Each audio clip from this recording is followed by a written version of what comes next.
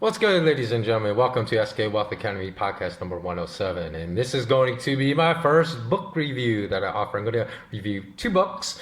One called Fingerprints of the Gods by Graham Hancock.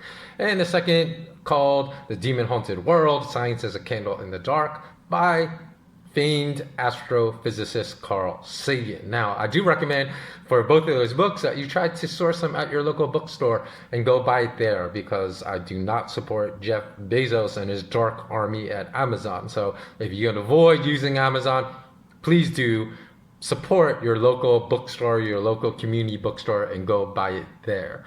Okay, and as well, before I get started, I am going to post a brief montage of, courtesy of Patriot Act, of the decline of academia, because I've always said schooling is not equivalent to education. So this brief montage will show you that even more so today, it is not the equivalent of education. So if you want a good education today, it's almost 100% necessary to pursue self-education, to really sharpen your critical thinking skills and to learn knowledge that is applicable to life. Because a lot of the knowledge we learn in schooling today, whether it's at the grade school, high school, collegiate, even postgraduate level, is a bunch of garbage and nonsense. It's non-applicable knowledge. So why are we learning this? Because like business school, how much of the knowledge that I learned in business school do I apply as an entrepreneur today? I would say less than like 2%. So 98% of what I learned was rubbish, and I had to unlearn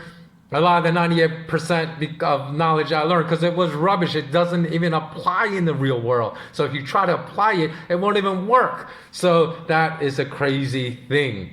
And before I start that montage, I also want to tell you, this is my first book review, right? I also had my first TV series review of Mr. Robot. So for those of you that just have seen that on my podcast, I'm going to skip it. The reason I reviewed a TV show, because I don't watch a lot of TV, it's the only TV series I watched in all of 2020 so far, was because that show was so brilliant in providing biting, incisive commentary to what is going on in the world today. So if you really want to understand what is going on in the world today, and also to understand that there are parallel universes that exist in our world right now, meaning they're accessible, but most of us choose to dwell in the very, very narrow band of electromagnetic the spectrum of light called the optical spectrum, or white light, which only comprises 0.0035% of the entire spectrum, and we ignore the other 99.9965%. That also is a very pertinent analogy to our life choices. A lot of us avoid 99.9965% of life choices to us, and that's why we don't feel fulfilled. We feel empty inside. We don't have purpose and meaning. So go watch that if any of those topics interest you. Now I'm going to insert that montage from Patriot Act, and I'll be back. So here we go. I'm talking about a ball pit at MIT, a 5-story rock climbing wall at Auburn, even a private steakhouse at High Point University. And it's offered only to college students. This is a 3-bedroom, 2-bath. With state-of-the-art appliances, chandeliers, and a wine fridge. Outside, there's a private jacuzzi. Students at Louisiana State University can now enjoy a 500-foot lazy river that spells out LSU. They're getting a lazy river at college. This is all part of a new sports facility at the University of Central Florida. When I saw that they had a lazy river, that definitely moved it up on my top priorities. Catherine McKinney took us on a tour of what she says are her school's questionable priorities. At the library, we saw some of the building literally falling apart. The library has water in the basement and rugs from another generation. Right. But you have a lazy river. Oh, we have a lazy river, so maybe I should just go relax. So let's get started. I'm going to start first off with the Fingerprints of the Gods by Graham Hancock, because I'm actually going to amend something that I told to my patrons earlier this week, because I said these two books were both great for improving your critical thinking skills, but one is much better, which is the Carl Sagan book, just based upon being able to read it alone and just listening to the logic, reasoning, and critical thought displayed in the arguments in the book. Whereas the second one Fingerprints of the Gods, which is actually the one I'm going to discuss first, is not as good a book to actually hone your critical thinking skills as I believed at first, because in preparation for this book review, I actually did some more research regarding the very opening of the book, say the first 40 pages or so, which is very intriguing, because first let me tell you what it says. So this book actually states that there were maps that date back to 1513, one called the Piri Reis map, because it was made by a Turkish cartographer. However, he had sourced the origins of that particular map to several, to basically collaboration or conglomeration of many other maps that were 1,000 to perhaps even several thousands of years older. And the argument made by Graham Hancock in this book, because on that map it was said to portray the landmass of the Antarctica continent extremely accurately. So it just made these claims as if they were facts, that Antarctica was mapped out on the Piri Reis map extremely accurately. And it said in order to do that, to be capable of producing longitudes for Antarctica's land boundaries, and you can go read the book because it explains there why.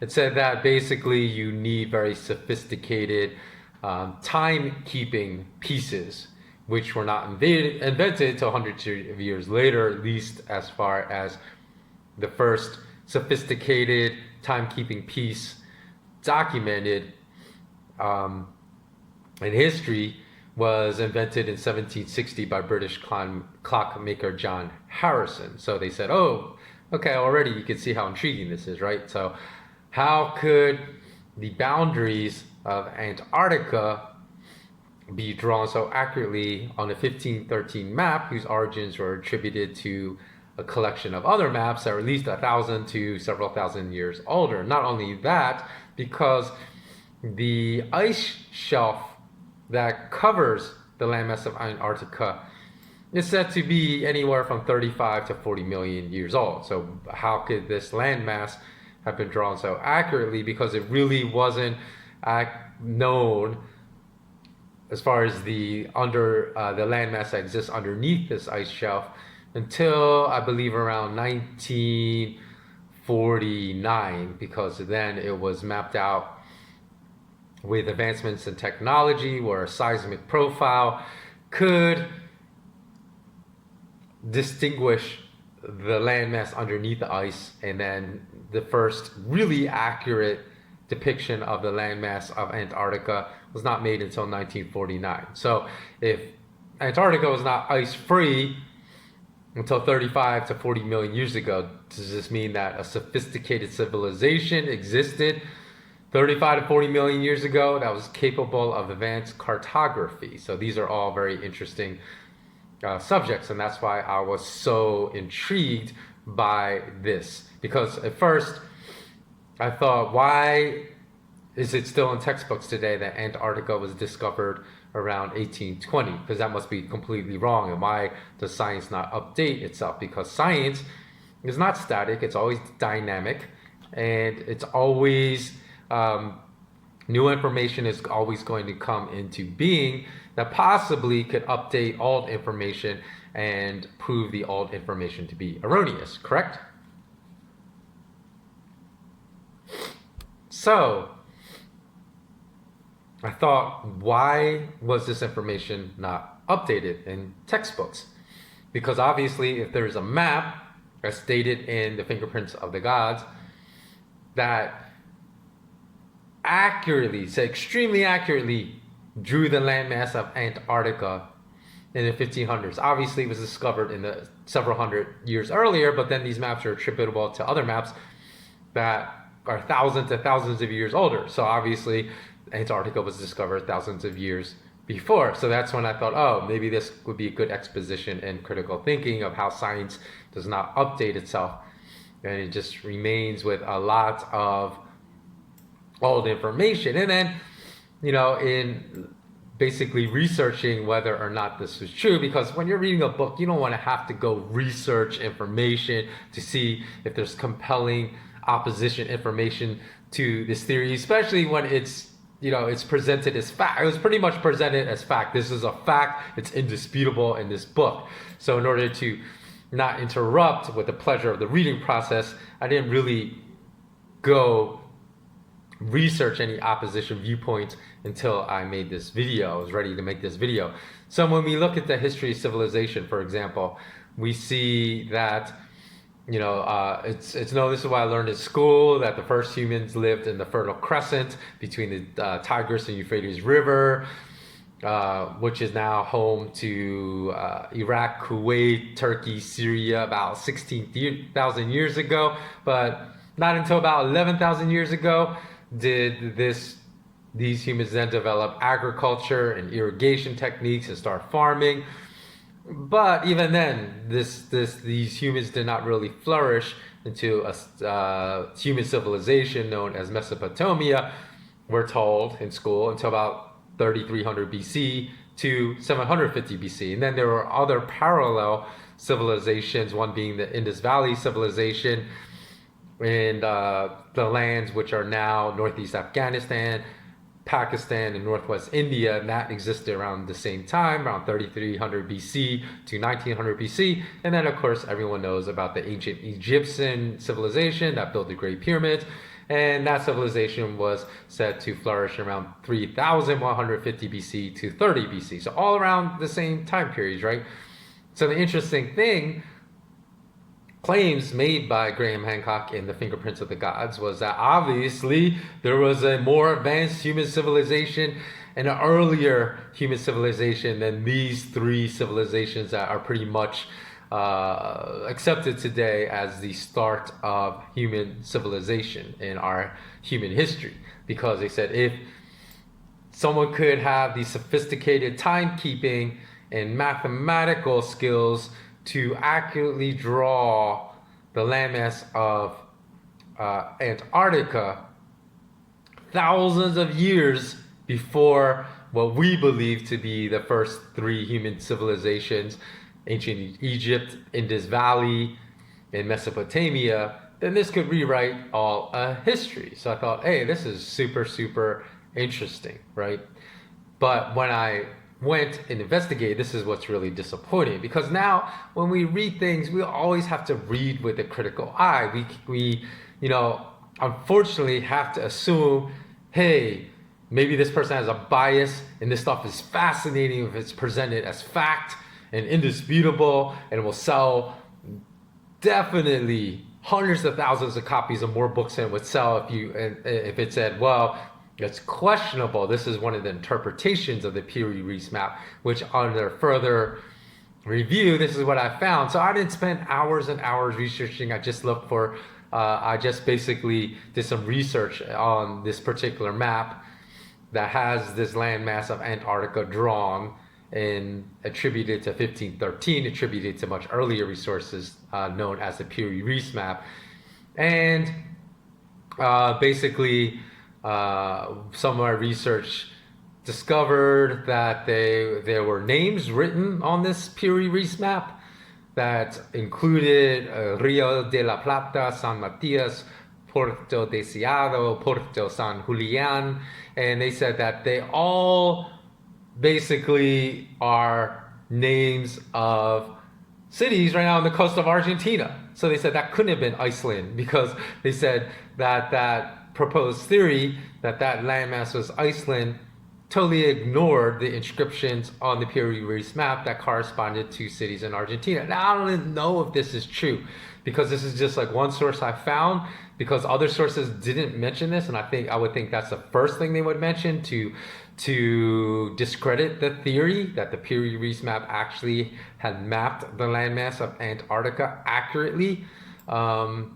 So I didn't spend time trying to then see where the source of these claims were, but I did find enough credible sources that really questioned and said there's no concrete proof that landmass that's mapped out in the Piri Reis map is Antarctica. And they said especially because there are prominent, I don't know what you call it, but prominent like projections in the landmass of Antarctica that kind of stick out that are missing from the Antarctica map. So I found that really disappointing to discover this, because in the book it says it's a extremely accurate depiction of the landmass of Antarctica that could not have been a coincidence, trying to say that basically there's no reasonable doubt whatsoever that that landmass depicted is Antarctica, which would then imply a more advanced human civilization than any of the three civilizations that date back to around 3000 BC.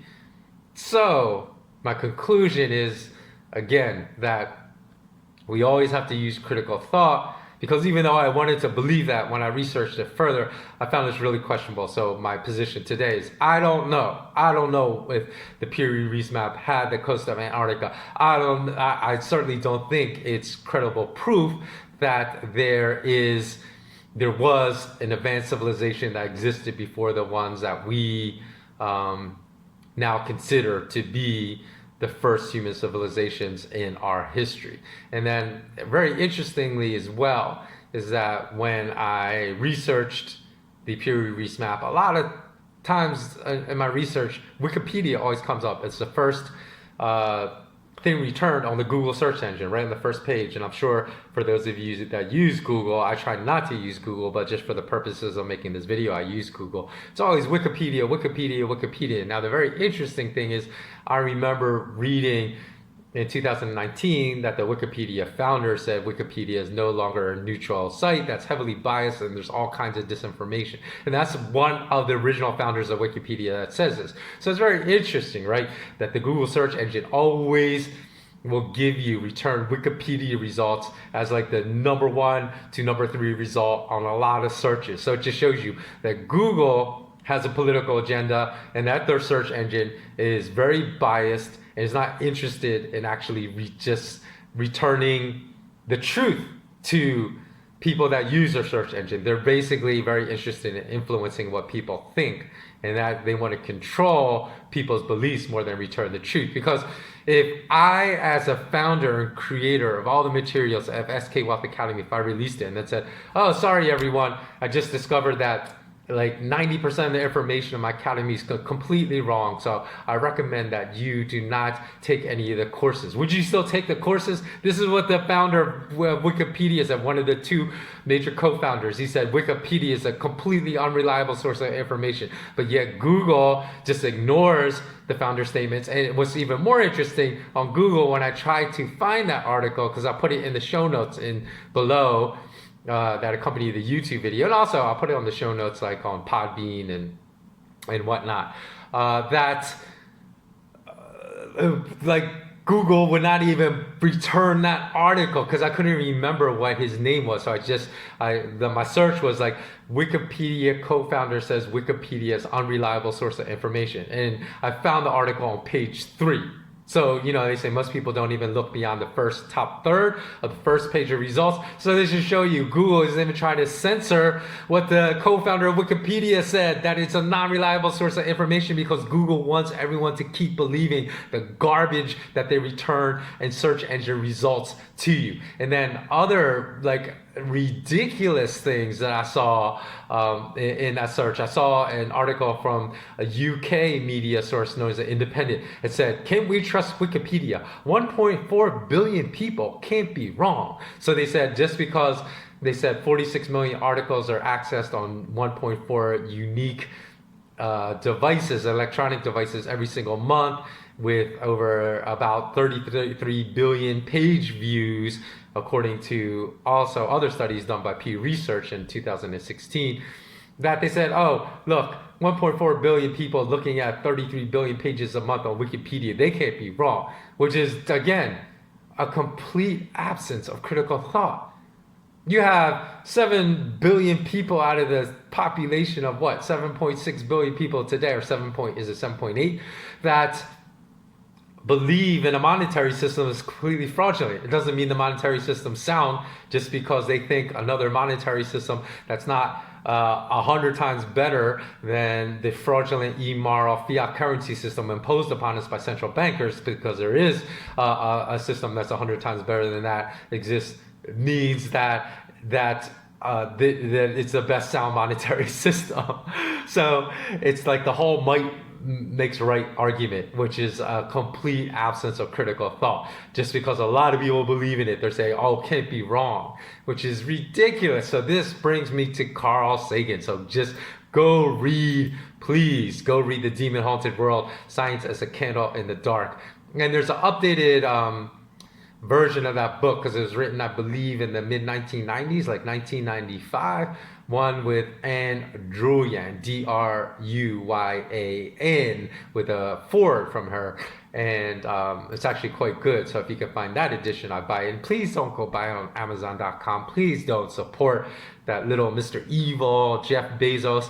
Go find this at your local bookstore, buy it in print, and please go support your local bookstore over those big corporate behemoths that treat their workers insanely terribly, like Jeff Bezos. Don't buy it on Amazon, please. Okay, so let's go to look at some of the main concepts and principles, because in this Demon Haunted World, Carl Sagan basically looks at a lot of pseudoscience. Now, remember, this was in 1995. He was like, looking at a lot of pseudoscience, and he was bemoaning how a lot of pseudoscience was being accepted as real science, because we just have that his same complaints elevated exponentially today, now more than a quarter century earlier. So Carl Sagan said, these are some of his quotes. He said, a central lesson of science is that to understand complex issues, or even simple ones, we must try to free our minds of dogma and to guarantee the freedom to publish, to contradict, and to experiment. Arguments from authority are unacceptable. But who do we get making those arguments from authority? Google, because as I already said, Google does not return unbiased results from use of their search engine. That's why I highly recommend don't use Google. They only return what they want you to read and believe. Same thing goes for YouTube. They shadow ban a lot of the videos that are uploaded on their platform that have the best information and factual information, like regarding the pandemic, for example. And they censor information. They only forward to you and put in your suggestive videos that contain ideas and beliefs that they want you to believe. Same thing with Facebook, same thing with Instagram, same thing with Twitter. So I'm wondering, like, when Joe Rogan moves over to Spotify, if he will actually start telling the truth about George Soros. Because from everyone he's had on his show, I know he knows George Soros is a troublemaker, and that he's been responsible for a lot of the regime change around the world, including fostering regime change in Ukraine, in where else? In Egypt, through his what do they call it? Like the color protests, color revolution, right? That's what they would call it, right? But it's really to enact regime change that favors George Soros's agenda. So I wonder if once Joe Rogan has a freedom to speak out, if he'll start telling people honestly how horrible a person that George Soros is, and also start talking the truth about Jack Dorsey, CEO of Twitter, and his relentless censorship of a lot of factual information on Twitter.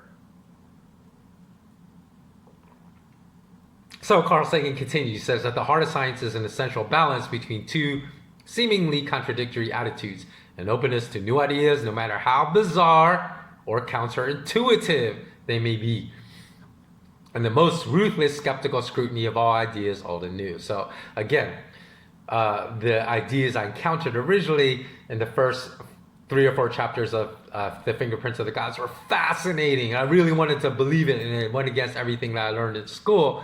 But then, when I had to apply the most ruthless skeptical scrutiny of these new ideas, then I basically said, okay, I really have no idea if they're true or not. So again, they could be true, but everything, I found a lot of information that opposes it, and I believe it was extremely disingenuous that information was pretty much presented as factual in the book when I found enough information for me to question it. And Sagan says, this is how deep truths are winnowed from deep nonsense, which I agree with. And he said, every kid, this is not in his book, but just a quote he said before. He said, every kid starts out as a natural born scientist, and then we beat it out of them. Guess how we beat it out of them?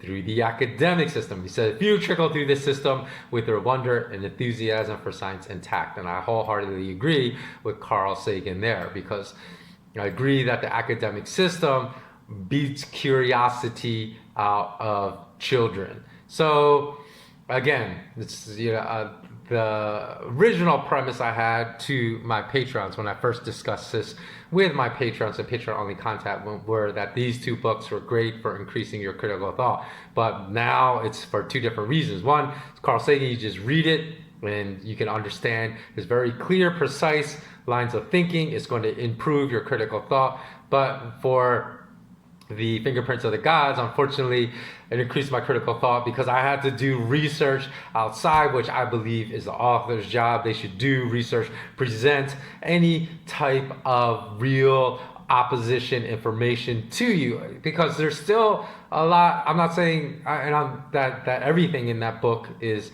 non-credible to me. There obviously are very good questions still raised, like, how were these massive blocks of stone moved thousands of years ago to create some of these structures like a Puma Punka in Peru or Bolivia, one of those two countries, I can't remember which one, and even the Great Pyramids at Giza in Egypt. Still really not fully understood how those were constructed today. So I think those are very important questions to ask, and perhaps it marked that it definitely marked very advanced mathematical knowledge, but maybe it also marked very sophisticated civilizations, more sophisticated than what we are taught in school. And those are certainly possibilities I'm still open to. But in regards to like other things I remember learning in school, just like evolution, we never learned about the Cambrian Explosion. Do you know what the Cambrian Explosion is? For those of you really interested in science, I'm sure you know what that is. But I didn't learn that until actually I graduated from college, like when I was reading a book. And they said, this is the crazy thing. They just omitted this from the books that I had in school, because the school I went to really wanted to push evolution as the theory to have all the students believe in.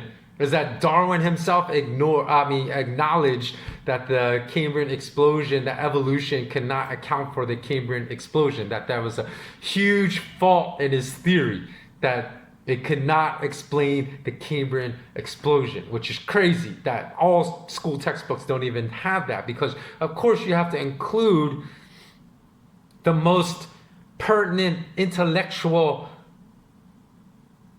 opposition, information that opposes a theory, so you can, let's do this, decide, is this theory correct, is it not correct? Because I still don't believe in evolution. I believe in evolution within a species, but there's still no scientific proof that, for example, man evolved from ape, right? Or it just went from ape to a man. There's plenty of scientific proof that apes evolve over time and get smarter. Great apes like orangutans get smarter over time, monkeys get smarter over time, but humans get smarter over time, but we're talking within the same species. We're not talking some type of crossover. So until there's indisputable scientific proof, then I'm not going to believe in it. Why should I believe in it? And there's always more information coming along, right? And that's where a fault of something that Carl Sagan mentioned in his book, A Fault of Science, lies in the fact that a lot of times when new information comes along that challenges pre-existing information that was believed, it's kind of like what the Independent said. Can 1.4 billion people be wrong because they use Wikipedia? Of course they can. That's such a foolish argument from anyone of any intellect to make, that's an argument why Wikipedia is beyond reproach. It's still a credible source. It's just like saying because somebody believes something for 1 million years, then that's correct. Because look how long people believed in that. Well, maybe they didn't have access to new information that disprove a theory, which happens in science all the time. So Sagan also criticizes scientists for being super inflexible in their way of thinking and not incorporating new information that comes to light and revising and updating scientific theories to be more truthful and factual. So that is my review. Please let me know what you think in the comments below. If you've not yet subscribed, please do subscribe below. And you can also find me on Spotify, Podbean, and Apple iTunes. And please rate me on Apple iTunes too, because that will help my podcast have more reach if you have found my podcast to be of interest at all. And also you can find me at Patreon, patreon.com/skwealthacademy to receive exclusive weekly benefits as well as exclusive monthly benefits for patrons only. Go find out about the benefits at patreon.com/skwealthacademy. Okay, thanks so much for listening. And as always, have a beautiful day and remain intensely curious. So long.